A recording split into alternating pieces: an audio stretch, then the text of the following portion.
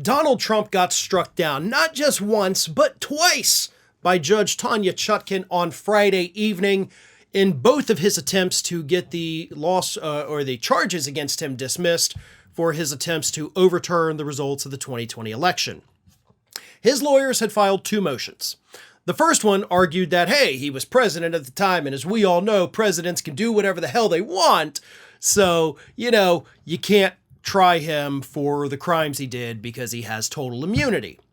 The second argument was that, okay, if you don't buy the immunity argument, then how about a First Amendment argument, right? He has a right as a citizen of the United States, president or not, to voice his concerns about the 2020 election. Two separate motions, both simultaneously, if you will, struck down by Chutkan on Friday night. For the first one, that he is immune from all of this is what Chutkan had to say. The Constitution's text, structure, and history do not support that contention. No court or any other branch of government has ever accepted it, and this court will not so hold. Whatever immunities a sitting president may enjoy, the United States has only one chief executive at a time, and that position does not confer a lifelong get-out-of-jail-free pass. So not only did she say, hey, you don't have immunity, the courts say you don't have immunity, Congress says you don't have immunity, but you're also, if I need to remind you, not the president of the United States right now, so go suck an egg. That's pretty good. I like that.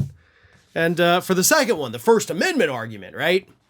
Here's what Chutkan ruled on that one. It is well established that the First Amendment does not protect speech that is used as an instrument of a crime, and consequently the indictment, which charges defendant with, among other things, making statements in furtherance of a crime, does not violate defendant's First Amendment rights. It's been really interesting watching Donald Trump's lawyers in literally all of the trials that he's either currently going through or facing. They have always tried to argue the First Amendment thing, right?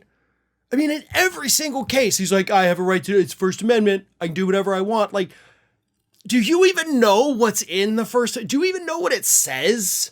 Somebody needs to hand Donald Trump a copy of the Constitution, not a real one, he'll get ketchup on it, but a copy of it, the text of the First Amendment, and just tell him, like, read this.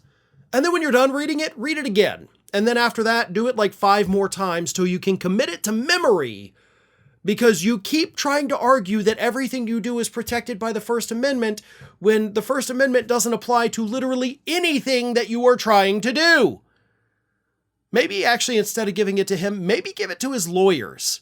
Because you would think these people who I know had to have taken a First Amendment class, not just a constitutional law class, a class specifically on the First Amendment. I know that because at one point I was a pre-law student and there was a class, First Amendment Freedoms, that you have to take. Maybe they need to retake that class and remember what's in the First Amendment, because the arguments they are trying to make on behalf of the First Amendment are some of the dumbest things I've ever seen in my life. Ring of Fire has fresh content 7 days a week, so if you want to be reminded about it, don't forget to subscribe to the channel, hit the little bell to be notified every time a new video goes up.